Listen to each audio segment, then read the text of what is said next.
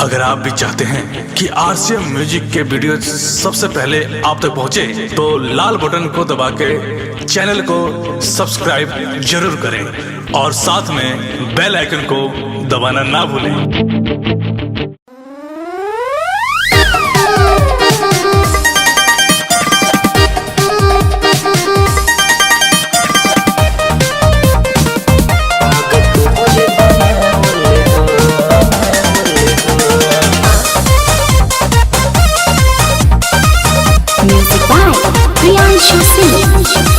कहलू अपना बस में हो उठे लहर नस नस में हो, कहलू अपना बस में हो उठे लहर नस नस में हो,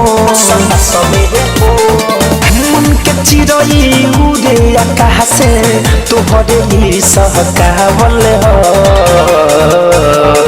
हम तो पहले दीवाना रहनी पागल तोहरे बनावल हो।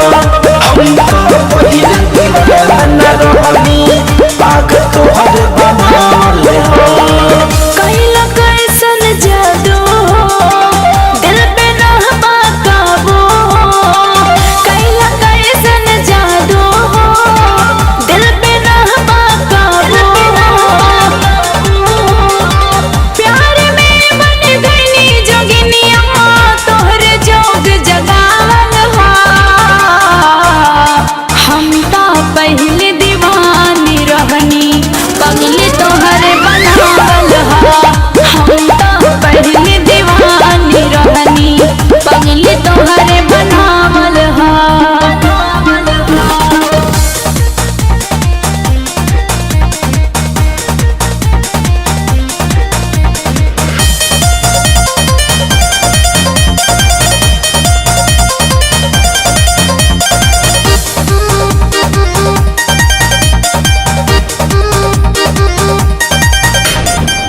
दिल से दिल जोड़ी के कोनो तार ना होला, दिल से दिल जोड़ी के कोनो तार ना होला। अपने आप हो जाला कैला से प्यार ना होला, अपने आप हो जाला कैला से प्यार ना होला। अखिया के राह है उतर गइलू, दिलवा में हमारा गुजर गइलू। प्रेम के बहागे गइल रहनी तोहरे महकावल हो। हम तो पहले दीवाना रहनी पागल तोहरे बनावल हो। हम तो पहले दीवाना रहनी पागल तोहरे बनावल हो।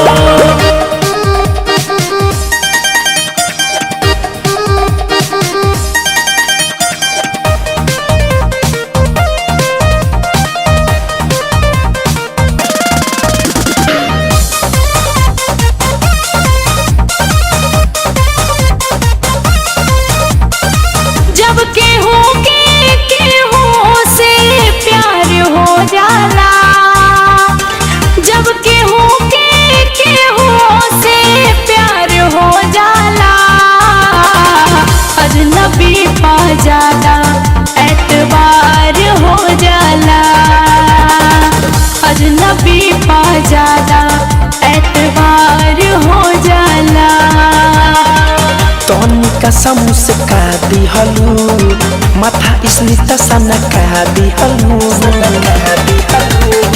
धड़कन धनंजय सुमित जोड़ी ऊपर वाला के बनावल हो।